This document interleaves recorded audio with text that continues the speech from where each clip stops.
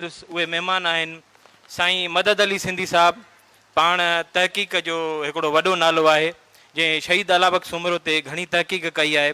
साईं मदद अली सिंधी साहब खे गुज़ारिश आहे त उहो स्टेज ते अचनि। उन खां पोइ जिते शहीद अला बख्श उमिरो जो आर्टिकल हूंदो, जिते शहीद अला बख्श उमिरो बाबति का बि तहक़ीक़ हूंदी, जिते शहीद अला बख्श उमिरो बाबति का बि खोजना हूंदी त उते ख़ादिम सुमिरो जो नालो ज़रूरु ईंदो। साईं ख़ादिम सुमिरो जन खे गुज़ारिश आहे त उहो स्टेज ते अचनि। साईं ख़ादिम सुमिरो साहब महिमान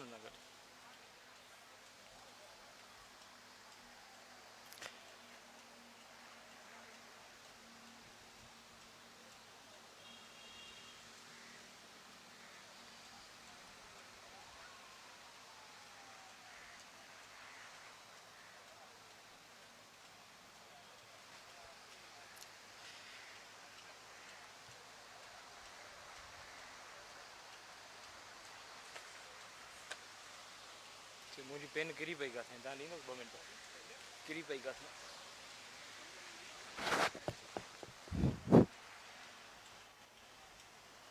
हिन वक़्तु हिन घड़ी दुनिया जे हर मुल्क में केतिरा ई ॿार ॼावा हूंदा ऐं केतिरा ई ॿार मरी विया हूंदा। उन्हनि मुंहिंजा 99.99% आया ऐं विया।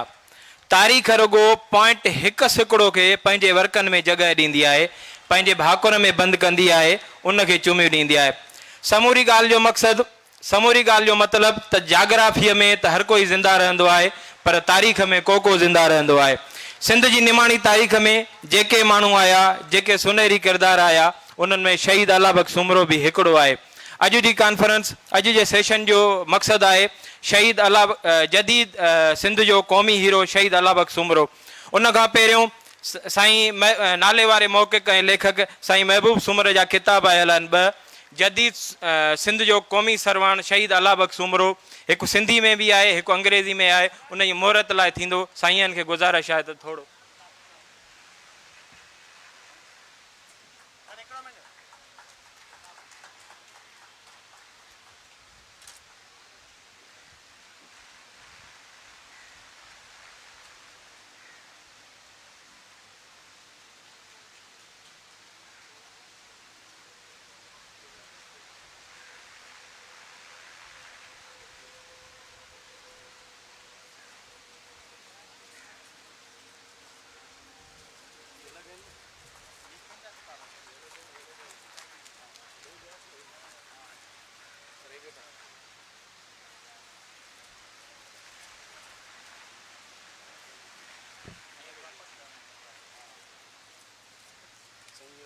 वापस करना है।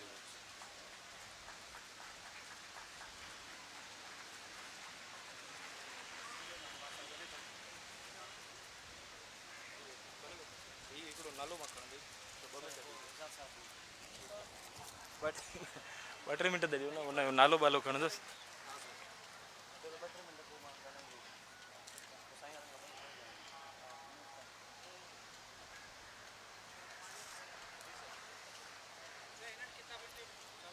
हाँ हाँ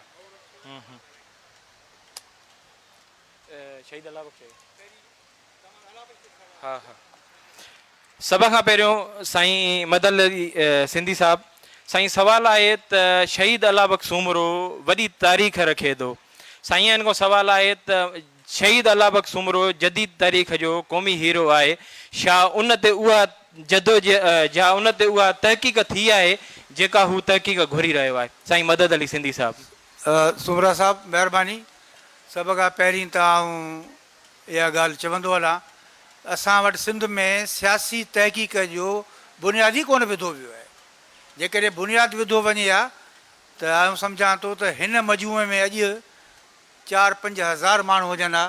छाकाणि सिंध खे सही राह, सिंध खे क़ौमी सियासत में सबक़ु ॾेखारींदड़, रस्तो ॾेखारींदड़ शहीद अला बख्श उमिरो हो। अला बख्श उमिरो उमिरि घणा 43 साल। 2 दफ़ा सिंध जो उन वक़्तु चीफ मिनिस्टर खे वज़ीर आज़म चवंदा हुआ। सिंध 3 माण्हू पैदा कया जेके उन वक़्तु पार्टीशन खां पहिरीं जिन ऑल इंडिया हैसियत सियासी हैसियत मंझि रही। हिकिड़ो क़ाइदे आज़म मोहम्मद अली जिन्ना, रईस ग़ुलाम मोहम्मद भुरगड़ी जेको ऑल इंडिया मुस्लिम लीग जो सदर थियो ऐं कांग्रेस जो सेक्रेटरी जनरल थियो, ऐं टियों शहीद अल्लाह भाई सूमरो जंहिं सॼे हिंदुस्तान में जॾहिं 1940 अप्रैल जे आख़िरी तारीख़ुनि में 27, 28, 29 ऐं 30 ते दिल्लीअ में माना लाहौर में क़रारदाद पाकिस्तान 23 मार्च ते मंज़ूर थी आहे ऐं अप्रैल में आज़ाद कॉन्फ्रेंस थी आहे, उनजी सदारत कई अथसि। उन जी सदारत में जेको उन तारीख़ी ख़ुतबो पढ़ियो आहे उहो हिते टाइम कोन्हे, जेकॾहिं उन कुझु ॻाल्हियूं ॿुधायां तव्हां हैरत में अची वेंदो त हुन माण्हू केॾो वॾो माण्हू हो ऐं हेठि केरु वेठा आहिनि मौलाना आज़ाद ऐं ॿिया केतिरा माण्हू हुनखे ॿुधनि पिया। इहो वॾो क्रेडिट हो।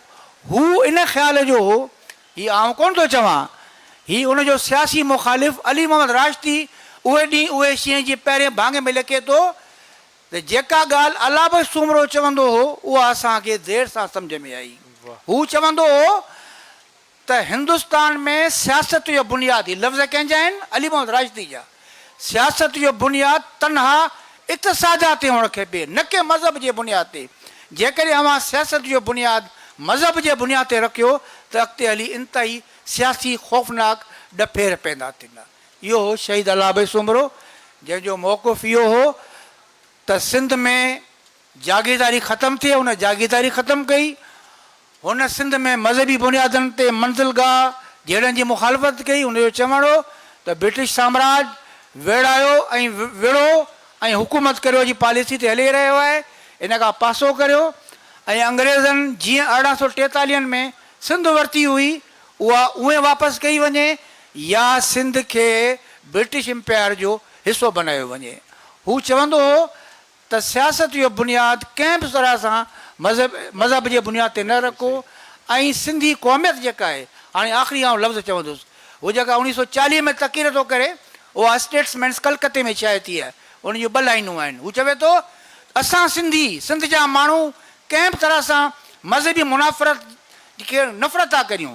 जेकॾहिं असीं नफ़रत न कंदा हुजूं हा त असांजा हीरो ऐं हीरोइन मुसलमान न, हिंदू न पर मुसलमान हुजनि। अव्हां जी महिरबानी। अच्छा, 1940 जी तक़रीर बाबा थोरो ॿुधाईंदा त उहा कंप्लीट तक़रीर किथे मौजूदु आहे? कंप्लीट तक़रीर स्टेट्समैन्स लाहौर कलकत्ते जी अख़बार निकिरंदी, हुनजे 5 क़िस्तुनि में शाये थियल आहे। अच्छा, हिकिड़ो मौक़िक़ आहे सना अल्लाह सूमरो, उन विच में दावा कई हुई त 1940 वारी तक़रीर हूअ इंडिया मां खणी आयो, इन बाबति तव्हां छा चओ? जेकॾहिं खणी आयो आहे त ॾेखारे मूंखे ॾियो, ऐं चवंदुसि भई ठीकु आहे, इहा त ख़ुशी जी ॻाल्हि आहे। असीं इहो सना अल्लाह सां खे मुबारकबाद था ॾियूं, असीं पढ़ंदासीं ऐं खे सलाम कंदासीं। ठीकु आहे। साईं ख़ादिम सूमरो साहिबु, तव्हां जिते शहीद अल्लाह बख़्श सूमरो जो नालो खजंदो हुते साईं ख़ादिम सूमरो जो बि नालो ज़रूरु खजबो। शहीद अल्लाह बख़्श सूमरो जो दौर में 2 सोचूं मार्केट में हलंदड़ियूं हुयूं। हिकु त मज़हब जे बुनियाद ते क़ाइमु थींदड़ रियासत जो हिसो बणिजे सिंध, ॿी हुई सेक्युलर आज़ादु सिंध हुजे। अव्हां जे ख़्याल में तारीख़ कंहिंखे सच साबित कयो? तारीख़ जो हीरो केरु साबित थियो?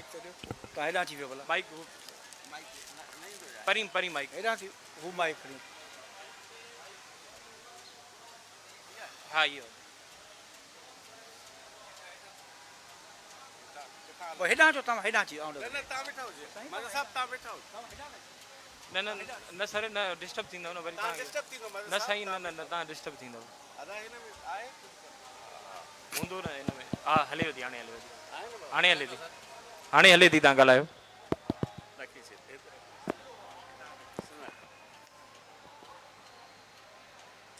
शहीद अल्लाह भाई सूमरो, माइक खणो, ज़रूरु माइक खणो प्लीज़। शहीद अल्लाह भाई सूमरो आउं नथो चवां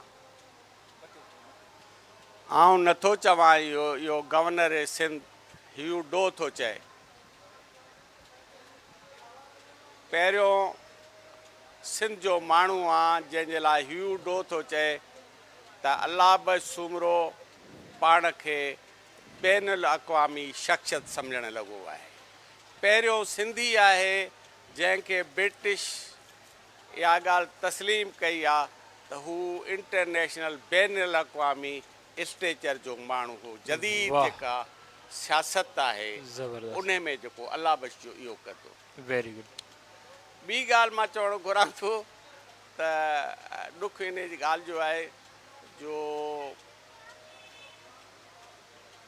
असां धिकनि थाॿनि में सिंधी छो माइक मथे कजो सर प्लीज़ थोरो माइक। असां सिंधी धिकनि थाॿनि में मुसीबतुनि में छो आहियूं, उन जो सबबु इहो आहे त एशिया में असां मोहसिननि जो क़दुरु न कयो आहे। अलाह बशुमरो 1900 जो पहिरियों ॾहाको जेको 20वीं सदी जो ॾहाको हो, उहो 3 अज़ीम शख़्सियतूं हुन पैदा कयूं। 1900 में अल्लाह बशुमरो, 1904 में GM सैयद ऐं 1909 में सूर्य बादशाह सुब्तुल्ला शाह पीर पगार हुआ। इन्हनि 3 शख़्सियतुनि खां सवाइ सिंध जी जदीद सियासत जेका आहे उहा अधूरी आहे, उहा नामुकमिल आहे। ऐं मूंखे इहो मां फ़ख्र सां चवां थो त 3 शख़्सियतुनि ते मां लंडन में वियुसि, अमेरिका में वियुसि ऐं उतां रिसर्च करे उहे डॉक्यूमेंट्स खणी आयुसि ऐं जंहिंमें ख़ूब चवनि था त बाबा ही वॾा बहादुर माण्हू हुआ, ही वॾा ज़हीन माण्हू हुआ, ही वॾा ॾाहा माण्हू हुआ। अफ़सोस आहे छाकाणि मां चवंदो आहियां त जदीद सिंध जो रूह साईं GM सैयद आहे, जदीद सिंध जो दिमाग़ शहीद अल्लाह बशुमरो आहे ऐं जदीद सिंध जी दिलि सूर्य बादशाह आहे। 1944 में जगत एस ब्राइट हिकु किताबु लिखियो हो जंहिंजो हक़ीक़ी नालो जेको हुन तजवीज़ कयो हो, हक़ीक़ी नालो जंहिं तजवीज़ कयो हो उहो the golden brain of Sindh. 1944 जो तारीख़ी किताबु आहे जगत एस ब्राइट जो, ऐं उहो एॾो वॾो अज़ीम किताबु, तमामु नंढो किताबु जो आहे, पर हुन जीअं प्रेज़ेंट कयो आहे ऐं उन में हुन प्रूव कयो आहे गांधी जिना ॿिया पंहिंजी जॻह ते आहिनि, पर अलाह बि शयो को मट कोन्हे को जेको आहे सो। ऐं हुन पंहिंजे किताब में ही आउं चाहियां थो, हू अंग्रेज़ी में आहे जंहिंजो मां तर्जुमो कयो आहे, ऐं हीउ मुंहिंजो किताबु आहे शहीद अल्लाह बशुमरे ते। ऐं पहिरियों मां माण्हू आहियां जंहिं शहीद अल्लाह बशुमरे ते 2001 में अंग्रेज़ीअ में किताबु लिखियो हो, जेको पहिरियों सहेड़ियो किताबु जेको जगत एस ब्राइट खां पोइ जेको आहे। हाणे ही जगत एस ब्राइट जो जेको ट्रिब्यूट आहे न, उहो कमाल जो इंग्लिश में आहे, जेको मां हुनजो तर्जुमो कयो आहे, मां तव्हांखे पढ़ी थो ॿुधायां त अल्लाह बश केॾो वॾो कद जो माण्हू हो जेको अदा पाणी चईसि न, पाणी चईसि, पाणी दरी जो सही अज़ान पई अचे 2 मिंट थोरो पाणी बाबा, अज़ान हिकु निकिरी वई आहे सर पाणी।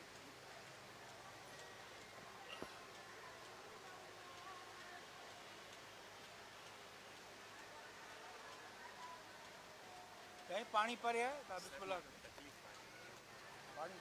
पाणी चयो त मां अल्लाह बश आओ जल्दी रुपया ना तांगा लगे ता पढ़ो आओ गलत ना ना ना ता चलो अल्लाह बश ओ मिठड़ा सितारा तूं अमुन में सुतो पियो आहीं, ओ मुक़दस जंग जा शहीद तूं ज़िंदह रहे ऐं मुंहिं बिना कंहिं दाग़ जे, तुंहिंजी धरती शाद आबाद रहे। वाह, तोखे तमामु वॾो किरदारु अदा करिणो हो, तुंहिंजा दुश्मन घणा दहशत ज़दह हा, आज़ादीअ जा दुश्मन हिकु ॾींहुं परेशान थींदा, आज़ादीअ लाइ तुंहिंजी अदम मौजूदगी विसारे न सघंदी।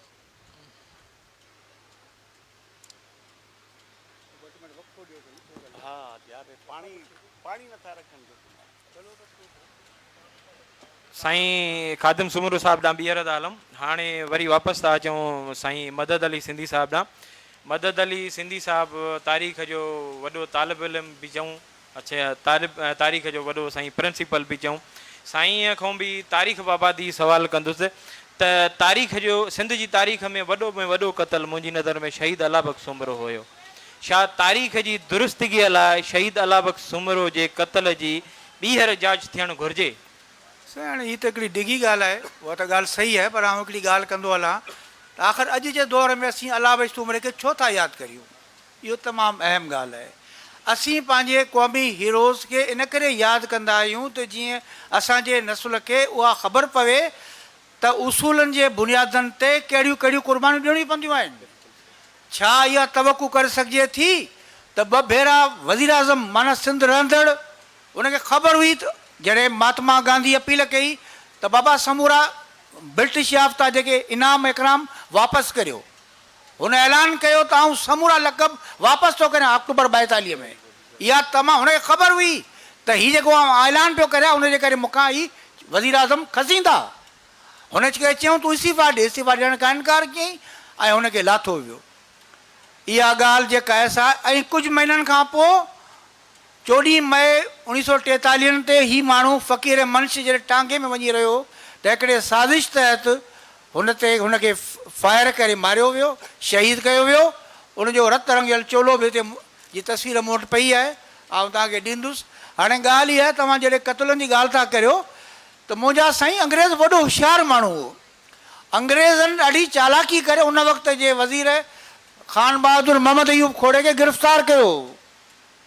असां वटि मूं अर्ज़ु कयो त असां वटि सियासी तारीख़ न पढ़ी थी वञे न तहक़ीक़ थी कई वञे। उन वक़्तु उन केस जी मुकमल कार्रवाई मौजूदु आहे ऐं उहा प्रिंटेड थियल आहे। अंग्रेज़ उन ॾाढो होशियारु हूंदो हो, हू तरीक़े सां पंहिंजी जान बचाईंदो। उन कार्रवाईअ में समूरा जेके पेरा जेके आहिनि ख़ान बहादुर मोहम्मद अयूब खोड़े जे ॿिनि कमदारनि ॾे वञनि पिया। जांच कहिड़ी कजे? जांच ज़ाहिर आहे, हाणे फ़ैसिले करण जी देरि आहे। मूंखे यादि आहे त अयाद लिखियो आहे त अली मोहम्मद राशिदी घर वेठा हुआसीं, मुंहिंजी मानी हुई त हुते हफ़ीज़ कुरैशी निकितो त पीर अली मोहम्मद राशिदी चयसि त बाबा तव्हां त हरू भरू मूंखे गद्दार पिया करार ॾियो, घटि में घटि मुंहिंजो केस त हलायो। चई केस हलाए छॾियोसीं, फ़ैसिलो थी वियो, तूं गद्दार आहीं। तव्हांजी वॾी महिरबानी साईं। साईं ख़ादिम सुमरो साहिबु,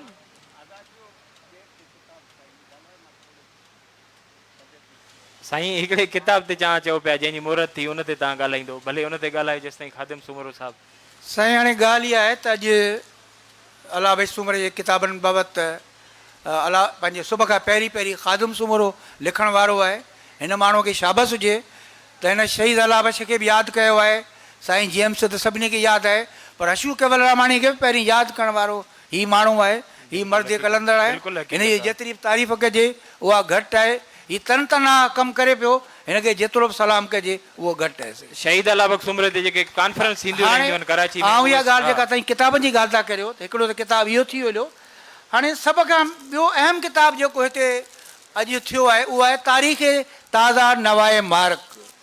हीउ उहो अखिंठो शाइद हो मुंशी अता मोहम्मद शिकारपुरी जंहिं 1855 में अंग्रेज़नि जे चवण ते ई उन्हनि खे अंग्रेज़ चवंदा त पंहिंजूं यादाश्तूं लिखो, हुनखे चयूं तूं फारसीअ में यादाश्तूं लिख। उहो छपजी न सघियो। उन वक़्तु 1858 में 59 में ॾियाराम गिदू मल उते सेशन जज हो। उनखे जॾहिं उहो मसौदो हथु लॻो त उन फुल स्केप कागज़ ते समूरो टाइप करे हथ सां फारसी में लिखाए उहो महफ़ूज़ कयो, जंहिंखे 1960 में सिंधी अदबी बोर्ड शाये कयो ऐं उनखां पोइ उनजो सिंधी तर्जुमो नियाज़ हमायनी कयो। पर नियाज़ हमायनी जॾहिं तर्जुमो करे उन्हनि खे ॾिनो त असांजे पब्लिशर जेको सिंधी अदबी बोर्ड हो उन मां उन काफ़ी शयूं उन मां कटे छॾियूं। हाणे मूंखे त ख़बर कोन्हे त हिन किताब में उहे शयूं मौजूदु आहिनि या न आहिनि। जॾहिं बि किताब जो तर्जुमो थिए त या त तर्जुमो न करियो था त एज़ इट इज़ करियो, छाकाणि त जीअं पढ़ंदड़ ख़बर पवे। पर हीउ अखियुनि ॾिठो हिकिड़ो गवाही आहे जंहिंमें हीउ ॿुधाए पियो त अंग्रेज़नि शाह शुजा शिकारपुर ते हमिलो कयो, हीउ मौजूदु हो। खरड़ी जे जंग में हीउ मौजूदु हो। ऐं जेको अखियुनि ॾिठो वाक़ियो लिखियो आहे उहो लिखियो अथसि मीर टालपुरनि खे अप्रैल में जॾहिं क़ैद करे वियो आहे त पोइ हीअ तारीख़ हीअ थो लिखे। हीअ इंतिहाई अहम किताबु आहे ऐं आउं गुज़ारिश कंदुसि असांजी अंग्रेज़ी पढ़ंदड़नि खे त हीअ किताबु ज़रूरु पढ़नि। अव्हांजी महिरबानी। ऐं हिते हिकु ॿियो किताबु आहे डॉक्टर मुमताज़ पठान जो टालपुर्स इन सिंध। हाणे मूं तव्हांखे अर्ज़ु कयो त असां वटि तारीख़ में कमु घटि थियो आहे। हीअ वरी बि हिकिड़ी कोशिशि आहे मुमताज़ पठान, डॉक्टर मुमताज़ पठान सिंध यूनिवर्सिटी में मुस्लिम हिस्ट्री जो हेड ऑफ डिपार्टमेंट 1960 में, पर पोइ किन सबबनि जे करे नौकिरी ख़तमु थी वई।